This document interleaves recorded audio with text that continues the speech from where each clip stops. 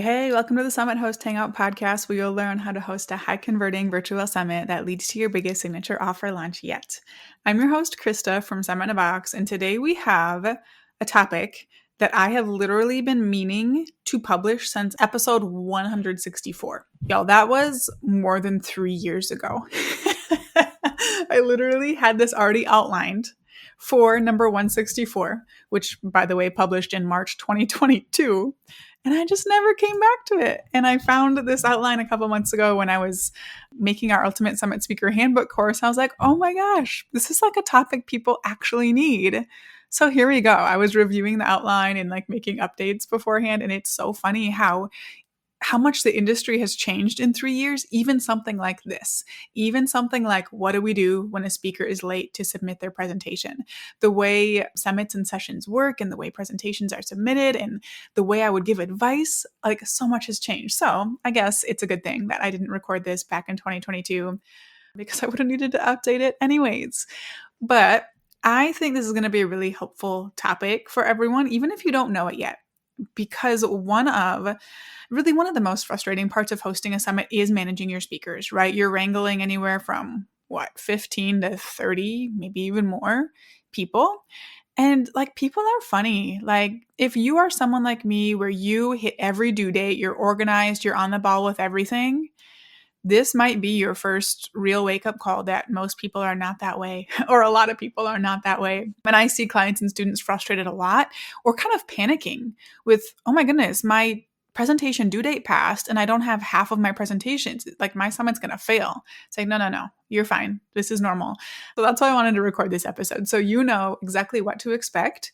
So you know what to do when a speaker is late to submit their presentation, and so that you know what you can do in advance to minimize this. Because like when I had originally outlined this, I had put in the outline that my most recent summit had about 80% submit their presentations on time. And I was so happy about that.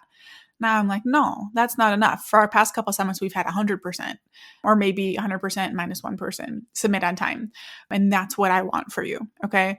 So let's start with what to expect with speakers submitting their presentations so that at the very least you are going into this with the right mindset. If you are doing some kind of live event, which by the way, I wouldn't suggest for your first summit, or you're doing a summit with all interviews, you really don't have to worry about this. This doesn't apply to you. You'll have other issues to worry about, but you can kind of breathe a sigh of relief and like go get your interviews or go get your sessions scheduled. And there might be a different topic for what if someone doesn't schedule, or what if they don't show up, or what if tech's not working, but that's not what our focus is here. If you're doing a summit where you are asking your speakers to submit pre-recorded presentations to you, you will most definitely run into speakers being late with that. So what should we expect? And I wish I could say that it was different, but you should just straight up expect people to be late. And I want you to expect this going in so that it's not stressful when it happens. And I have seen people say, I am not messing around with my speakers. Anyone who's late, they are out. I'm like, all right, good luck with that. Why don't we just plan for it? Why don't we just be chill about it? And I would say, like, even with this process we'll talk about today, we are still setting the expectation that your speakers need to submit on time. And I have seen summits where less than half have submitted by the deadline, and I don't want that for you. And like for me, as someone who always submits things as far in advance as possible, it just kind of blows my mind. But I want you to have 80 to 100% of your sessions on time. But we're expecting that a lot of people won't do that. And when you can expect that people will be late, you can plan for it. I would say the best thing you can do for yourself here is to make a presentation deadline long before you actually need the presentations. So if you're like, oh my gosh, I absolutely need the presentations a week before the summit. Like, absolutely, yes, you do. Let's make that deadline 3 weeks before. If you're like, oh, 3 weeks isn't enough time, great. Let's make it 4 weeks before. Basically, what we want to do with this is set you up so that you can, yes, get some presentations on that date, but then when people are late, you don't have to stress about it. You have plenty of time to offer them support, to follow up with them, to even find an alternate speaker. And in the meantime, while you're messing around with all of that, you can prepare presentations that are delivered so that you have more time in the final days to deal with any late presentations. Personally, we make our presentation deadline. Usually previously it was 3 weeks before. I think Kate maybe even bumped it to 4 weeks before this time, 3 to 4 weeks before the summit begins. I know some hosts who make it even further out with that, but make it far enough out so that you can expect people to be late and not have to panic. Sure, it's like inconvenient to have to worry about it, but there's no reason to be freaking out. Okay, so that's what you should expect. Let's now talk about how to improve the chances of speakers being on time. Because just because like we know that some speakers will be late, it doesn't mean we want to like give up on trying to get them to submit things on time. And there are quite a few things you can do to help with this. First of all, is just making deadlines so crystal clear from the beginning. And I'm talking like in your initial pitch, you should make it clear when you're going to need these like assets by. In your contract, when they're submitting their main information to you, they should constantly be seeing these deadlines. Yeah, on your speaker information page, everywhere. Also, when in any communication you're doing with your speakers, be reminding them of that presentation due date. Like, hey, the next thing that I'll need from you is your presentation. It's due by this day. Here are all the resources and information I have for you. Let me know if you have any questions. But you are always bringing up that due date, not in like a way that you're nagging them, but in a way that you are supporting them and just reminding them of what you need. Also, make sure you're sending several specific reminders leading up to the deadline. So I think we have automated reminders that go out 2 weeks before, 1 week before, and 3 days before. So like set up something like that for yourself. We used to use Content Snare to automate that, which is a great platform. Now we do it all in Airtable. And it automatically sends these follow-ups that we write and schedule in advance to anyone who hasn't submitted their information to us. And any of you with Summit in a Box or the Launch with the Summit Accelerator, you have all of our templates and that whole process for setting those up. But make sure you are setting up those reminders before the deadline, not just assuming that they all added it to Asana or to their calendar and remembered, because a lot of them did not. I would also say it's going to make it easier for you to get presentations on time if you're not requiring a ton of extra stuff in the process. So require as little from your speakers as you can. And then also, I think a lot of times, especially with those of you who like half of your speakers are not sending their stuff in, I think a lot of them are just confused and uncertain and maybe like lacking confidence with creating their presentation. So make sure your speakers understand everything they need about the process of hosting a summit. Like, what is needed from them? Why is it needed from them? How can they do it? What guidelines do you have? What tips can you have? How can they create a good presentation? What should the outline look like? What should their title be? Why do you require things so early? Like, all of this is information your speakers should have. And I know that's a lot. And we actually created a course called the Ultimate Summit Speaker Handbook, so that if you're like, how do I even begin with teaching my speakers all of that? I will teach them for you. You can learn more at summitabox.co/handbook, but this is a complete course for your speakers to go through. You just buy licenses for them, and then we have a process for how you can give them access. But it's an entire course that gives your speakers the training and tools they need to participate in your summit effectively and know how to create good presentations and understand why they should deliver on time. But it also teaches them to drive registrations and sales to your summit and just like create really meaningful experiences to your attendees. It's a really incredible course. So again, go ahead and check that out. There's options for buying it just for yourself, for 10 speakers, for 20, or unlimited. And we've had actually a lot of people start with those smaller plans and upgrade to unlimited because they're like, this is amazing. So, if you like just saving money from the beginning, that unlimited plan is a really popular one. So check that out. But, those are the biggest things you can do. Make sure they understand the process and make sure they're not going to have the chance to forget those deadlines. So that's how we can be proactive. But what do we do when someone is late? Because like I said, it's going to happen. So let's say your presentation due date was yesterday and you're still missing presentations. Now what do you do? Step 1 here is to just send an email. Drama free. You knew it was going to happen. We're not going to put emotions into this. The day after your presentation deadline, you'll send an email to anyone who was late, reminding them of the due date and just asking when they plan to have the presentation to you, asking whether they need support from you. Again, those of you with their programs, you have all of these templates. If you're using an automation tool like Content Snare or Airtable, have this built in. So again, you are not the one having to go send all these emails, but your tool will automatically send it to anyone who hasn't submitted their material. But overall with this, please keep it really upbeat. Keep it short and to the point and helpful. We're not nagging. We don't have bad attitudes. We're not coming down on them for any reason. We are offering them support. Okay, that's your job as a host, to support your speakers. And doing this outreach and keeping things upbeat should be easy because you expected it, right? We are not being all grumpy because people are late. We knew it was going to happen. So step 1, send an email. Step 2 is to reach out on social media. For this, I would recommend waiting maybe 2 days after you send that initial reminder email.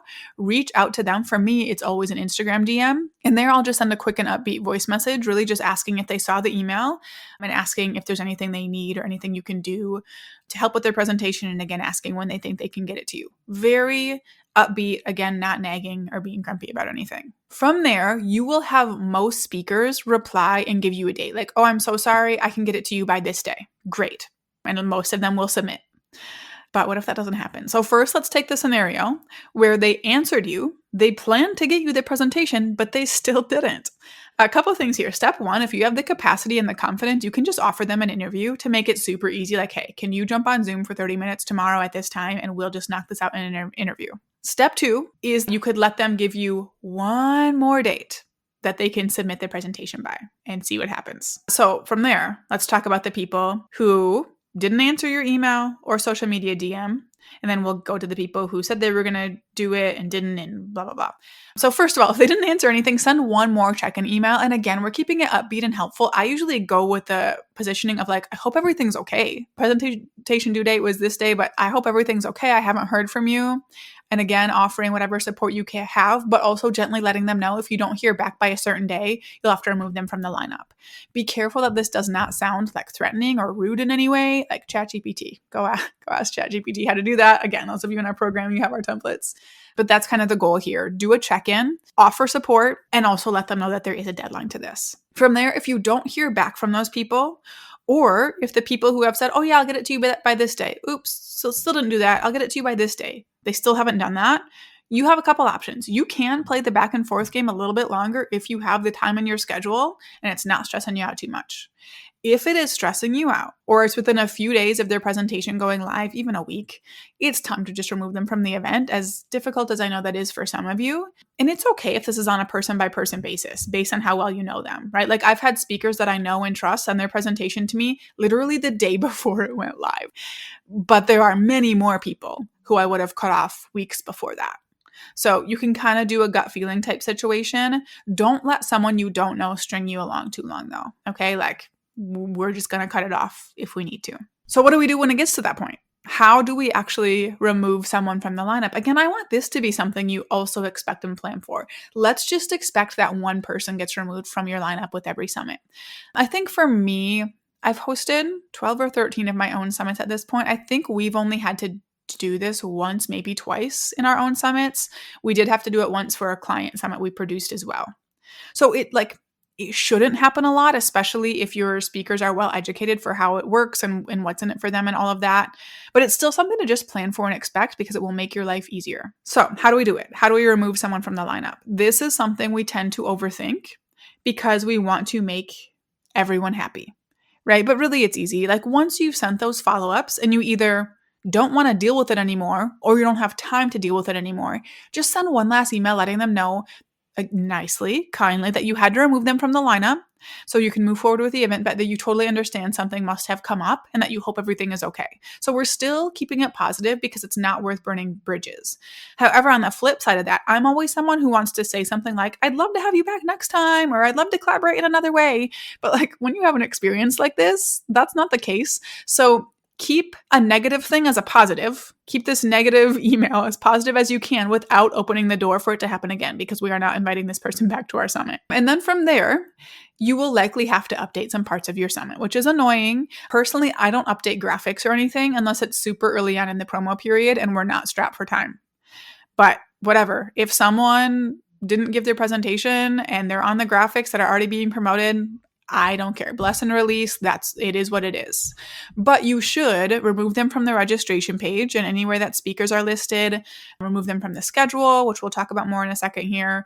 Remove them from any emails, from any task lists you have, anything like that. With that being said, that means you now have an open spot in your lineup or schedule. For a lot of you, with the way summits are run now, that's not a big deal.